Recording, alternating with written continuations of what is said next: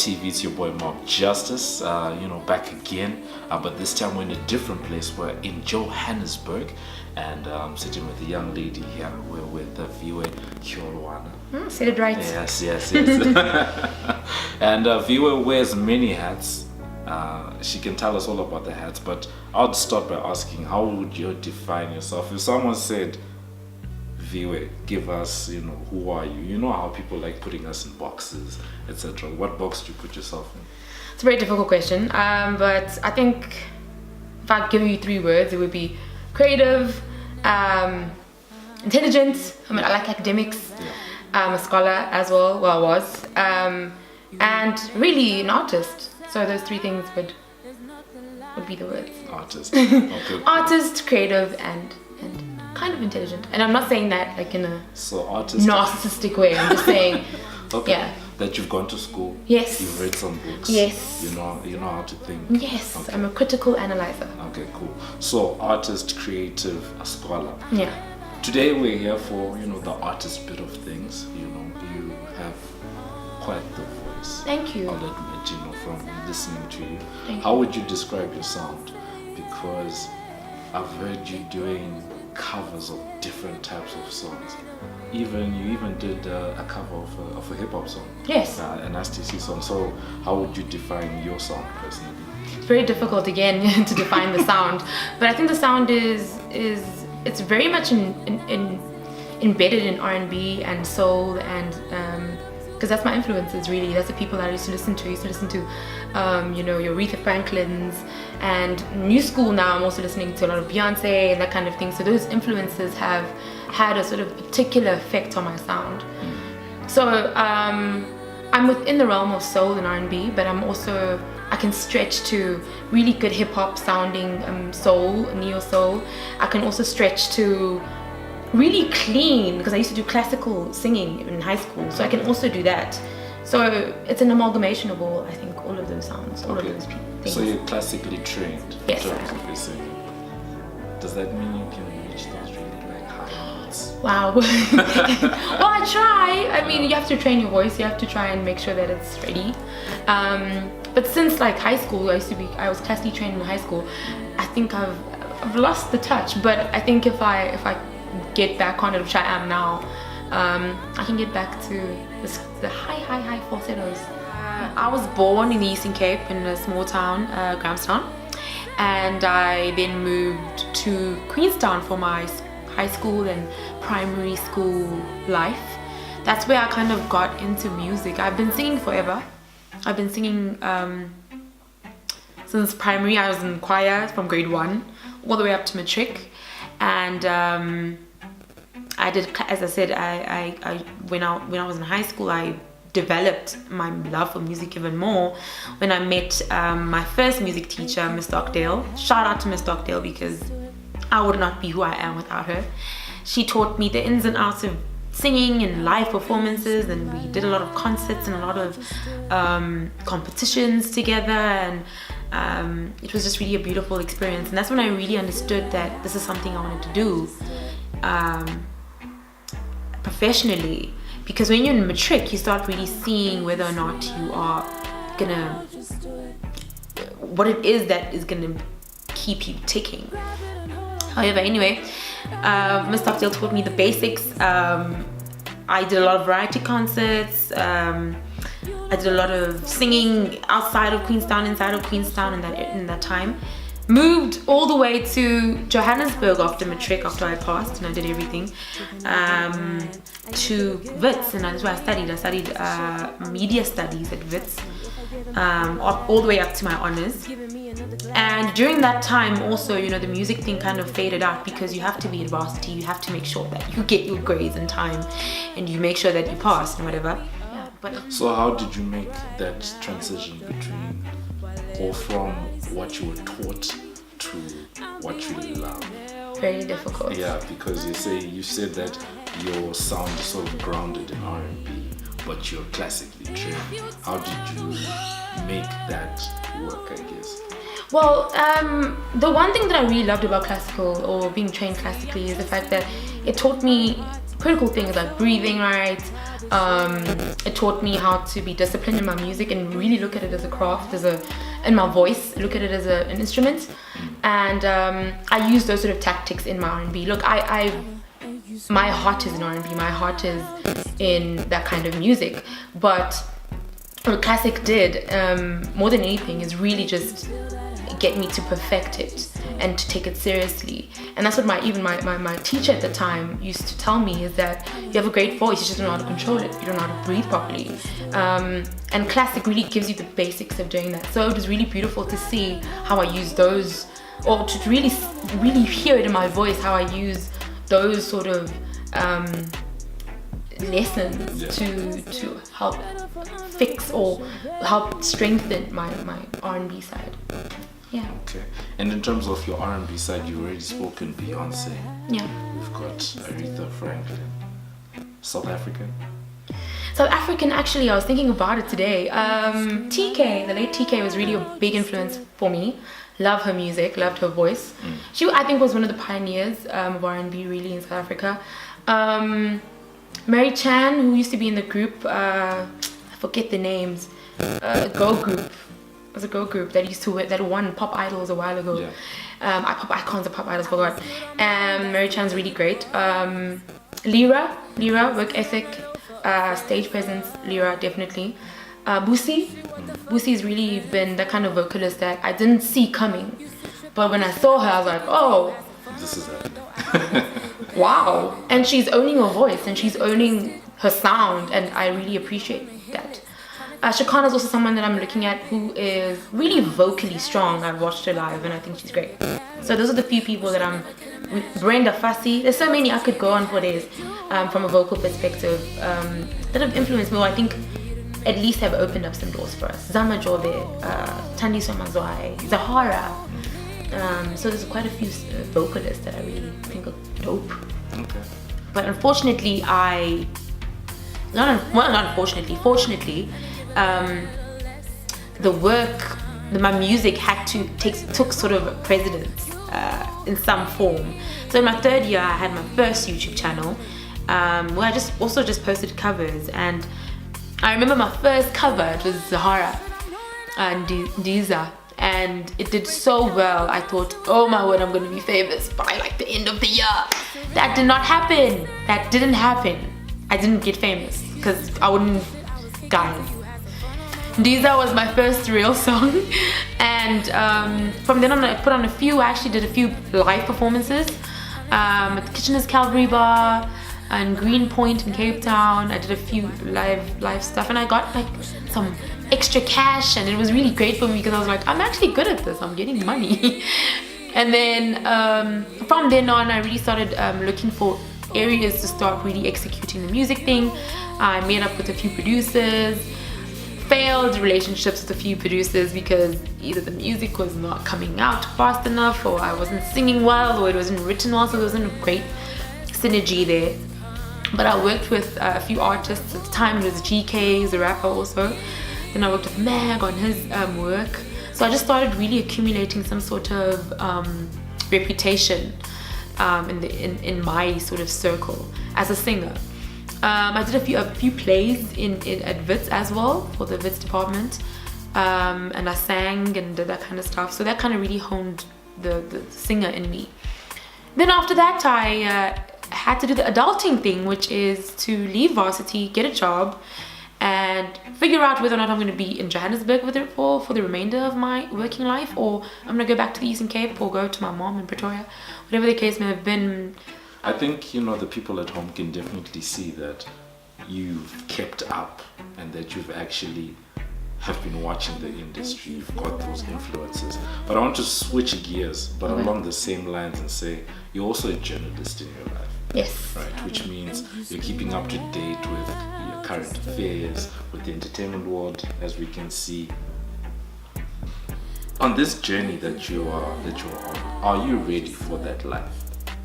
Given everything that you've seen, given some of the controversies, etc., are you ready for that life? I think that's the best way to say, how are you going to keep yourself grounded? Definitely. I think it's a very difficult question. Are you ever ready for anything, really? But I think to do what I'm doing, especially if you are a musician, you have to know who you are. You have to know your end goal. You have to know what it is you want to do.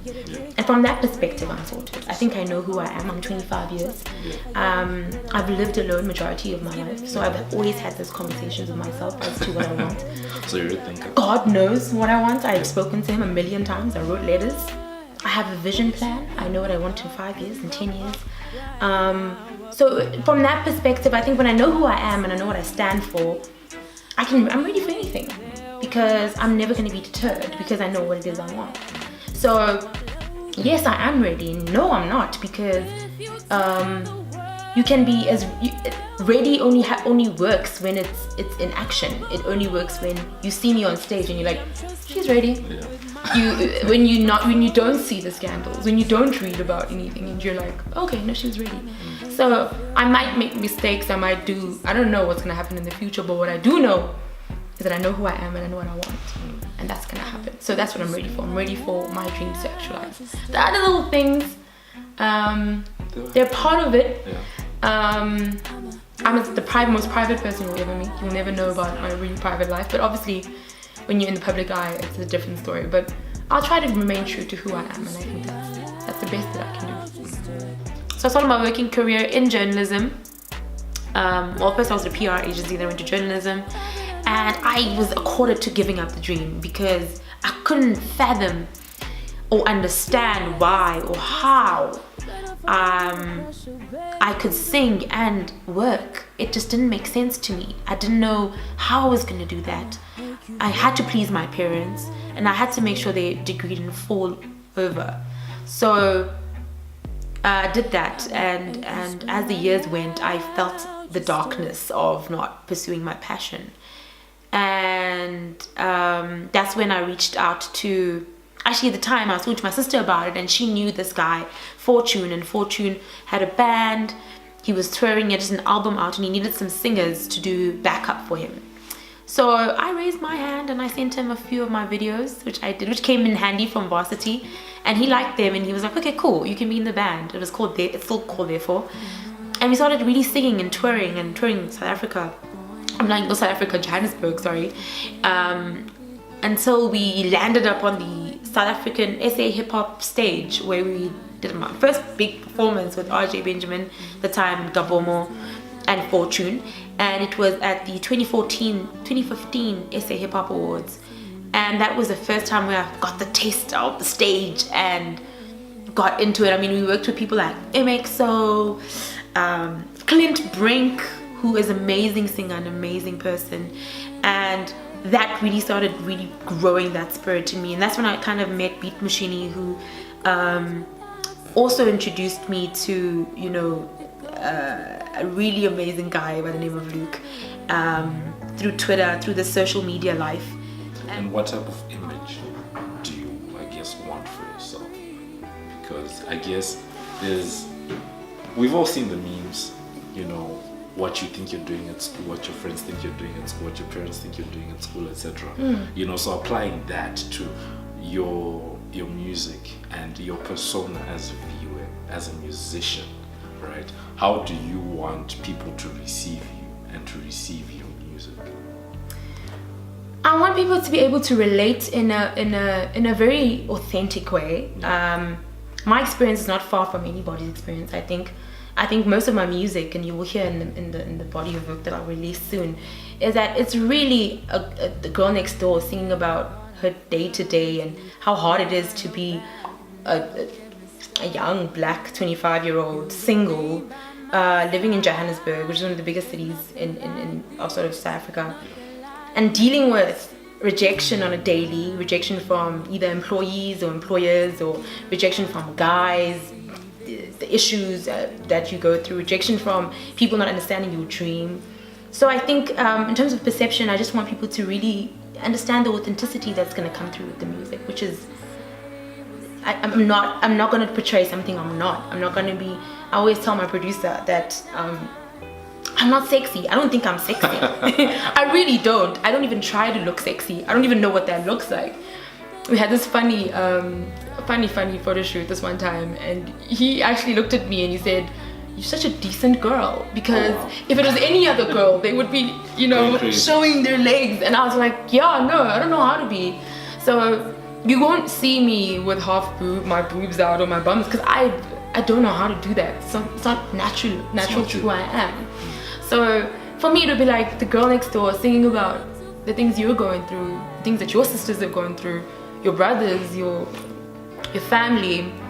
That's really what at the core of my image. The core of my image is being authentic to my story, so that you can relate. So what you see might not be that. You might see it differently, but what I want you to see would be that aspect. Yeah. Okay. Now I'm here and I'm working with Luke on my first. Wow, I'm talking like it's really done. On my first full body of work, and it's been amazing. It's been a really crazy journey to get to somebody who really just wants to work on my stuff, because I did the backup singing, I did the choir, I did the YouTube videos, I did all the sort of groundwork for me to actually think or hope that I can actually produce an entire story, entire body of work. And that's what I'm doing now. And all of that journey is going to be in the body of work. All of the ups and downs, the parents, the friends, the disappointments, the failed relationships, the heartache, the breakups, the varsity experience, the homage to those who gave me a chance, the homage to those who have worked with me and told me, gave me great advice, the people in the industry. And that's what the album is going to reflect, what the body of work is going to reflect. And now I'm working with Luke Davis, and we've got our first song out, which is called It Goes Without Saying, which I wrote and he produced. And I'm very excited about it. More music is going to be coming out, more work is going to be coming out. It's really the start of something that is mine, and something that I can say, okay, I'm ready. So that's really the story of Tyolwana. I can totally get that. And then I like the fact that more and more as we speak, there's a theme coming out that you're a deep thinking person, that you actually sit down and before a decision is made, that there's an actual thought process. So I want to know, when it comes to your music, how do you decide who to work with? Because I feel like that's very important. Yeah. You need someone, I guess, who either understands you or at least tolerates you. Or, someone that you can at least have that who you can be creative with. Yes, it's very difficult. I think chemistry is like from the get-go. So you could meet Black Coffee tomorrow as a musician or vocalist, and you sit down with him and he's just pressurizing you, and you do the worst job and it sounds horrible. So for me, it's about who's open enough to tell me when I'm whack. Okay, the honesty. Who can tell me when I'm whack and who can tell me when I'm doing really great. Yeah. So those are the two factors that help me, like someone who's decisive and just has a vision for the song or whatever the case may be. So that's the biggest thing that makes me choose who I work with. It's character and talent and drive. But beyond that, if you're good in those, beyond that, anything can come out of if those three things are present. You get what I'm saying? So that's how I really choose. So far I've worked with Luke. I've worked with Luke Muyambi, who's also Luke Davis for short, who is, that kind of man who will tell me, this sounds horrible and this sounds good. Yeah. And he has the credentials too, Sometimes you'll meet somebody who'll let you know you're whack, but they don't even know what whack is. Okay. Hi, my name is Luke Davis, producer at Spearhead Arts. Well, Spearhead Arts is basically I don't want to specifically call it a label, but I want to call it an entertainment house. The vision is essentially we're going to get to a point where we're going to be doing cartoons, we're going to be doing film, we're going to be doing adverts, we're going to be doing animated movies as well. There's a publishing side to it. So anything that's entertainment related, I think the best comparison you could actually give it, just think of a Warner Brothers and then translate what they have done over the past 100 years. That's a similar type of vision that we're actually trying to achieve. The company itself actually started in 2015. So far we've got 2 artists from the music side that we're currently working with. That includes Viwe and another one called Sarati. You know what I mean? So Luke I've worked with Beat Machini, who is the ex, or still is, I guess, producer for Kudichana, who's actually really dope, also very comfortable to work with him. I've worked with Fortune and his band. So there's a lot of people that I've worked with that have allowed me to be creative, but also allowed themselves to be honest about what I'm putting forth. So that's how I choose, and that's the kind of people that I like. Okay. In terms of the vision for the artists, so far we've got our first release was with Viwe, with the song It Goes Without Saying. I think the idea behind Viwe is we specifically right now we are trying to fill in that space where you've got artists that are not really concentrating on being pop artists, but have got some form of message that they want to actually just relay. If internationally, if you were to look at people like Lauryn Hill, if you look at people like Adele, for instance, specifically, she became a worldwide phenomenon on a heartbreak. People who specifically don't want to be fitting into the club scene, although at times you might find them performing there, but they have got some form of depth within them, and that's where I think Viwe actually fits in. As a matter of fact, if you even listen to It Goes Without Saying, it's a song that's meant for people to actually relate to. The opening lines being, life can be ordinary. A boy meets a girl and then they make a baby. It's things that people can relate to, that everyday lives are things that people are commonly facing in today. So those are the type of artists that we're actually trying to target and essentially give them a voice, especially from a production perspective. I do realize from a production perspective that the biggest hindrance for most artists is studio time. So that's the market that I'm actually trying to actually get into, where we are offering artists. Nowadays you don't actually need $1 million studio to get a hot album out. You just basically need even a simple setup like this. You can actually get things out. So that's the target that I'm trying to actually get into, to get artists who have got that form of depth, but then they are limited in terms of how do I make that phenomenal project with limited resources. The limited resources have also come from the fact that we are also still starting out. So we don't have $1 million budget, but we are basically innovative in the sense that we are looking at how can we best produce that industry standard product, but using the very simplistic forms of resources. And because so far I feel like these are all producers that you've named. Going through some of your music, I think there was a collaboration you did. I think his name is Raymond. Yes, Raymond. Yes, So. yes, Raymond. Yes. So how do you pick those collaborations? Because I feel like when it comes to a producer, it's I guess usually a producer is there to execute the vision, really. vision. Yeah. But actually working with someone and saying, listen, let's actually do a song together. It's content, especially with rappers, because you could be on 15 million rap songs and it just doesn't even make sense to you. The song doesn't make sense, their rap doesn't make sense. So with Raymond, what I liked about him is that he's been in the industry for a while, he's really been hustling. But more than that, like the song in itself has a story, it has a vision, and he always does that with his EPs. It's always like a vision, and then he wants to execute a storyline, which is something that I like, because it gives me some sort of space to come in and work with him, with you, or whatever the case may be. Another guy I've worked with is Mag. Mag is also really amazing. Energy is on top of the world. And another thing, you want to work with people you're going to learn from. You don't want to work with someone who's going to be doubting themselves. Those people are very strong-willed and they know exactly what it is they're here to do, and they know that they're great rappers. And sometimes as singers we lose ourselves in trying to be nice and trying to be humble, which is great, but you need to believe in your stuff as much as the next rapper believes in their work.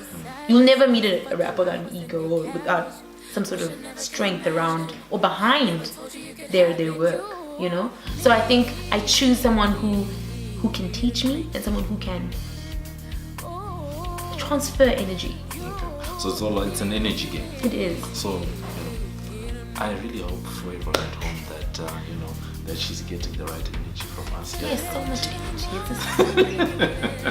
What is the creative process?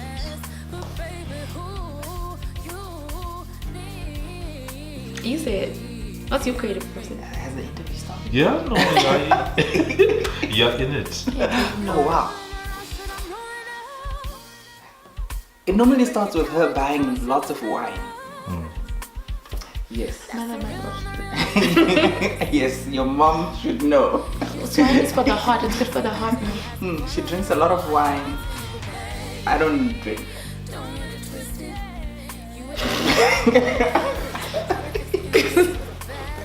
Why are you this person? Why are you this person? I just Right. opened my eyes. You don't. And then depending on what's close, it could be the piano, it could be the guitar, and then we just basically start playing anything, and then whatever comes to mind, she just starts humming something. Yeah.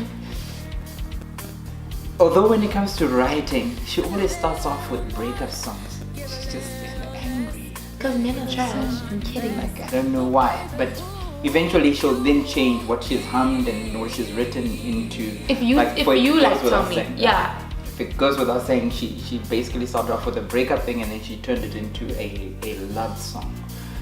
So from my end, I think that's how we normally just do it. Yeah. Never do we've tried it, but it doesn't normally work.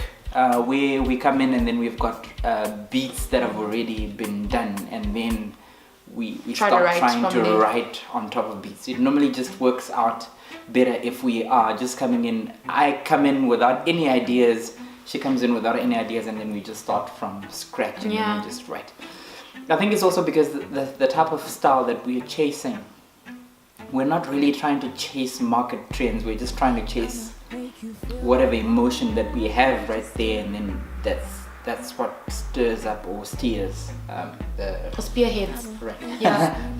So spearheads the song. Right, the direction that we're actually going to take. Yeah. But anyway, you've spoken about the support and the types of people that you are actually working with. You want people that have the right energy, but in your personal life, right? What type of support structure do you have around you? Because being in the music industry, it's not an easy thing, and without becoming too deep, for a lot of people, in African cultures, it's not really one of those things that is encouraged. People are told to be doctors, lawyers, accountants, and all that stuff. So how have you navigated all of that, and what type of structure do you have behind you? True. I mean, from the get-go, I told my parents that I wanted to sing, be in music, and none of them really supported the idea. They told me to go to varsity, which something I did. 4 years gone. A beautiful experience though. I love learning, obviously, but if I had that 4 years to just work on music, it would have been a different story. I would have been someone else now. But support structure wise, I think for my parents, especially from a parental point of view, all they need is something to show that you're serious. Okay. You're not playing. Yeah. You are not coming here saying you want to sing. You have no plan. So when the song came up, now it goes out saying, that's when I think my parents started going, okay, she's serious. Beyond the fact that she actually has a job and she's doing A, B, and C and D, she found time to sing. That means this is something that's not going away.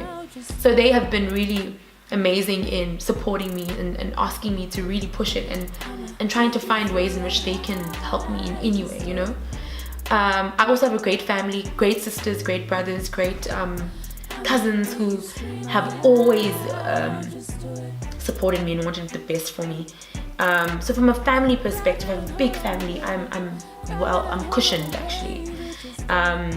So that's been the best kind of support. Friends, I've got amazing friends. I've got friends who are in the industry, friends who are outside the industry, who have really shown themselves. And I think you really do need, like you're saying, a really close, tight-knit group of people who believe in your dream and believe in it even if you aren't doing well. Even when the times go bad, you know that they still know that the vision is clear. So my family, my friends, and God. I think God is my biggest support structure because when there's nobody there, that's all I have. Yeah. So yeah, those are the pillars. Okay. Where do I see Viwe? Well, her style of writing is definitely different. I wouldn't try to put her in a box and match her with any artist really, because to be frank, when we first started writing together, she actually shocked me in the way that she actually writes, because I wasn't actually expecting it. See, she is the form of artist that I think, you know what, she's got the drive, and with that drive, I think basically she can get to be that South African artist that can be recognized on an international level. And frankly speaking, she's got the voice, she's got the writing ability, she's got the twang, she's got the look that's needed within the industry for such things. She's got the drive. I made her understand she can actually dance. I have seen that with my own eyes, but it's one of those aspects that when I look at her and I see her and I'm looking at the future, I think it's actually, she's one of those artists that you could actually sell internationally. So where do I see her? I think the sky is the limit for Viwe. I think it's one of those that we will have to watch the space and find out, but I don't think she's one of those artists that's just going to be a one-hit wonder. She's definitely an artist that could make a living out of music, especially within this economy. Because of time, I've got time for 2 questions. First one, how are you balancing your tour? I'm not. Because I don't know what's going on half the time. At the start, we spoke about how you're wearing many hats, you know, so how are you doing it? Like, because I think a lot of people have aspirations, have ideas, not even just in music, but just in life, but they never execute those ideas because they're like, I don't have the time, I've got A, B, C, and D, so how are you doing it? Because you're doing it. So how are you doing it? Completely what you're saying. You have to be ruthless with your time. Yeah. You have to have a priority list. What is your priorities? What is it that you find important? I had to sit down with myself, and it goes back to what I said about knowing yourself, right? When you know yourself, you know what you're going to do with your time, because you know what's going to make you happy in that moment. So you can choose and say, you know what, yeah, I've got to do work. I've got to go to work so I can feed myself and pay my rent. I've got to, in that work, I have to be the best. Yeah. On top of that, I love music. That's what I actually want to do with the rest of my life. How do I fit that in? And you find the time. You give up your weekends of going out and going to Great Dane and getting blasted, because it's not going to help you reach your goal. And that's being ruthless with your time. You don't meet up with your family or your friends all the time. You sit down and you write every night, or you write wherever you are. You're trying to make sure that you utilize the time in a way that's going to be conducive to your future. So for me, it's the biggest rule, and the one thing that I live by is be ruthless with your time. Be completely, know the value of that second you're wasting sitting with your friends doing nothing to honor your dream. Know that you're doing that, and be happy if that's what you want to do. But if it's not, give up those weekends. I give up my weekends. So priorities. Okay. In the creative process, who is actually in charge? Bazalwane. Well, the sober one has to drive. That is a very difficult question, because that makes sense on sense. But I think we've actually found a lot about that. We find a lot about not really fight, but we kind of want to see who has Comes the up with a better brilliant idea. idea. But how Comes do up you with a better really, idea. how do you know who has a brilliant idea when it's just two of you in a room, right? Right. This is- So I think what I love is that we do sort of try Yeah. to incorporate both, Balance and then it we out. see Right. which one We does do it. fight a lot. A lot. At times she just comes out, she's like, no, I want it to sound like this. And I'm like, no, but This is the way it should this be. is the way that Yeah. it should sound. Most of the time I have my way. Yeah. I will say most of the time, because that's my job description. As the producer, I'm supposed to guard whatever she is trying to put out artistically, but I'm listening to it from a consumer perspective. So I have to listen to the ideas that she has and try to mold them into something that I think I would go to the market and actually buy. The job does come with you being wrong some of the time. I do accept that, but most of the time You're she's right. actually trusting me and trusting my ears to say. Most of the time what he's would right, you is what he just think said. the person out there would actually like. Right? Yeah. What he said. Last question. Yeah. What is on the books for Viwe going forward, and how can people actually get your music? Wow, Viwe is releasing a body of work, Okay, a which body is of going to work. be. I'm not going to say EP or album because that confuses the masses, but it's a body of work that's just going to be, again, honest reflections of my life and the people around me's lives. It's coming out soon. Some visuals that are going to be coming Date coming out. soon. Yeah, I don't want to spoil anything, but there's a few visuals that are going to be coming through. Everybody can just get my stuff on my Soundcloud page for the music aspect, which is Viwe Tyolwana. I'm sure that's going to be written somewhere. And the same name, Viwe Tyolwana, is my Twitter handle, my Instagram handle, as well as my Facebook page, where you can go and like some stuff. I've got a lot of covers, millions of covers, so you can also go and hear a little bit of variety as to what I do. So definitely, my social mediums will always have new content. And yeah, SoundCloud is where it's at, and then iTunes hopefully soon Coming soon. when you guys start paying for my music. Yeah. So that was us talking to Viwe. She's an artist, she's a creative, and she's a scholar. But today she was telling us about her music. Definitely go and check it out. Like she said, there are a lot of really dope covers that are there on the SoundCloud, and there's even a new song which is sitting at the top. Go check that one out. Definitely. It goes without saying that you should check that one out. I'm looking forward to doing this again, catching up and seeing how far we are. Me too. Me too. On that 5-year plan. Yeah, definitely. I guess on that 10-year plan as well. Yeah. So then make sure you go and check that one out. Yes. Otherwise, we've been here with Viwe. Thank you so much. Thank you for so coming much. through. It's been great. Yeah, man. Yeah, man. That's it. LOTv. It goes without